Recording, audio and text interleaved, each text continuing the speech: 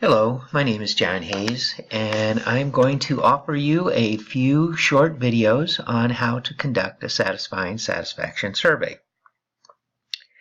Let me first start off by telling you a little bit about myself. I lived most of my life in Ohio, got a PhD from Ohio State University in preventive medicine, worked 25 years in pediatric research, primarily helping people with their statistics and research designs. I had a short stint as an independent statistician or entrepreneur, and I worked on a particular software program that I had written that I'll give you an example of in this series of lectures. I then was also consulting with Children's Hospital in Ohio. That's where I spent my 25 years. And consulting also at the College of Optometry at Ohio State. One of the people I worked with came out to Oregon and recruited me to join him, and I have done that, and really enjoying the life of vision research. So, first of all, I want to point out the Options tab at the bottom of your screen. And I would suggest that you click on that and speed me up, or pick some options that you would like. All right, I have a lot of experience with surveys. Well, not a lot, but I have a fair amount of experience with surveys. It was basically my bread and butter when I was an independent statistician. I used survey research to fund my other projects that I just like to do. So my main inspiration when I was going to graduate school, I took a whole course in survey research, not just a couple hours, and we used a book by Don Dillman. It was the first edition, and that came out in a long time ago. And his most recent, the fourth edition, is from 2014. I'm pretty sure it's probably going to be his last edition, but it's really a cookbook. And if you are planning on doing your dissertation on survey, or you're planning to do surveys in the future, I would highly encourage you to get a good book. And this is a good one. This really has served me well. I like his program, and his book is very prescriptive. It just tells you how to do stuff. And he has had a lot of experience in the census and other national type surveys, as well as smaller local ones. So it's a great book on how to develop questions, how to implement a survey.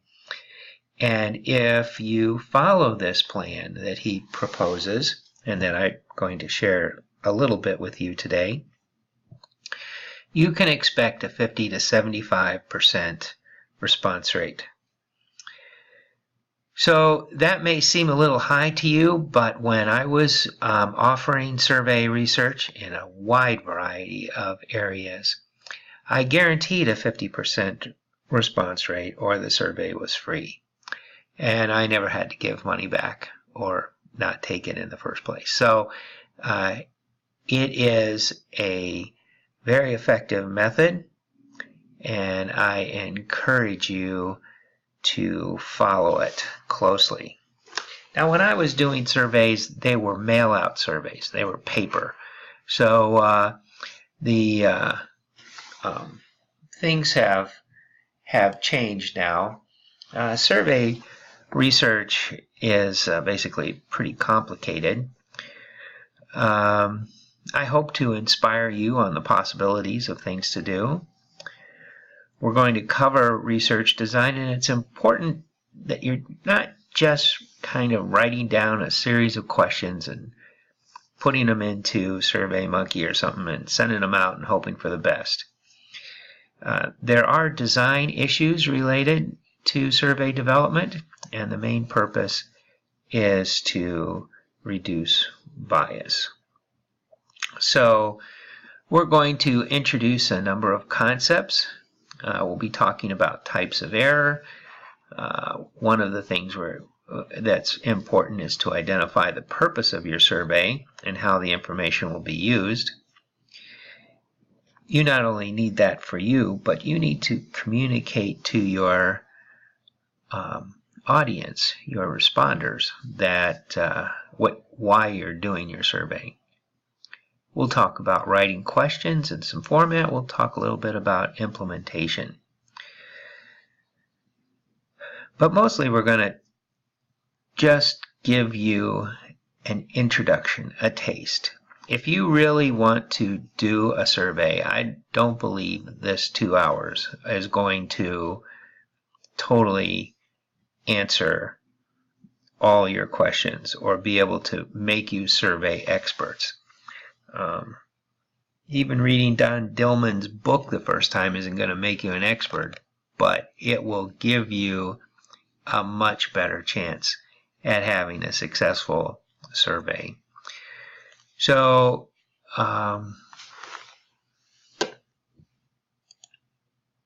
what are the various types of surveys? Well, there are telephone surveys. Those are pretty much so 20th century. We don't really do telephone surveys, random digit dialing anymore. It's not a very viable option. There is a time when you can use the telephone, but a straight out, flat out, starting and ending with telephone, no longer a good idea. Random digit dialing doesn't really work that well anymore. I know when I first moved to Oregon for the first 5 years I was here, I had a 614 area code, which is Columbus, Ohio.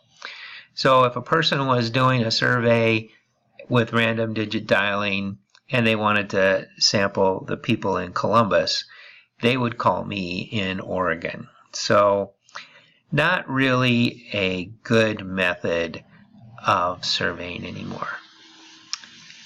Interactive voice response.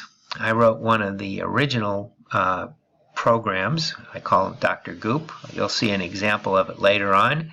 Basically, it's the computer doing the calling and asking the questions. If I had been more aggressive and entrepreneurial and in setting up this program, I could be on a beach in Aruba now and help it, because I still don't think, even today's surveys are not as sophisticated as Dr. Goop was, although he was press 1 for yes, 2 for no, and not voice at the time. Another type of survey, and really one of the best forms, is a mail-out survey. You get it in the mail, you fill it out, you turn it in, and that was the main thing that I have done in the past and have had really good response rate with. Nowadays, we're more inclined to go to the internet and use email surveys. So you send out an email with a link to a web survey software. And finally, it's the most successful type of survey now is a combination of the above. Not necessarily all the things, but one or two or more of them can be put together to create a survey.